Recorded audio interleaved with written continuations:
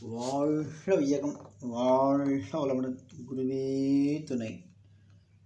கவலை இல்லை, திறமையின்மை, அச்சம் இவ்விரண்டும் கவலைகளை பெருக்கும் மனநிலையாகும்.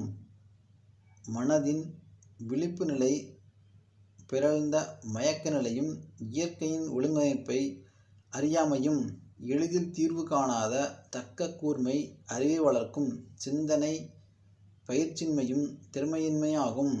தவறான செயல்களின் விளைவைக் கண்டோ அல்லது தனது வாழ்வில் போக்கில் ஊறு விளைவிக்கும் என்ற கற்பனை செய்து கொண்டோ துணிவிழந்து வருந்துதல் அச்சமாகும்.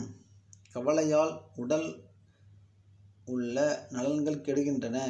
ஏன் வாழ்வே துன்பமாகவும் தோல்வியாகவும் அமைந்துவிடுகிறது. இதனை மனிதன் ஒழித்தே ஆக வேண்டும். கவலையை ஒழிக்க வேண்டுமெனில் இயற்கையின் ஒழுங்கமைப்பை அறிய வேண்டும். சிந்திக்கும் திறனை பெருக்கிக் கொள்ள வேண்டும்.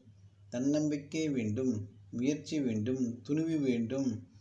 மாறாத இயற்கை விதிகளை உணர்ந்து கொள்ளல், சமுதாய ஒழுங்கமைப்பை புரிந்து மதித்து வாழ்தல், தன்னிறைவேக்கம் பெற்று பிறவியின் லட்சியத்திற்கு ஒத்த இசைவான வகையில் வாழ்க்கை நடைமுறைகளை அமைத்துக் கொள்ளல் என்ற அறிவுடைமையை வந்துவிட்டால் தானே சிக்கல்களை தோற்றுவித்து கொள்ளாத தகமை கிடைக்கிறது. சிக்கல்கள் இல்லாமல் போகவே துன்பம் இல்லை, கவலையும் இல்லை என்றாகி வாழ்வே ஓர் இன்ப சோலையாக மாறிவிடும்.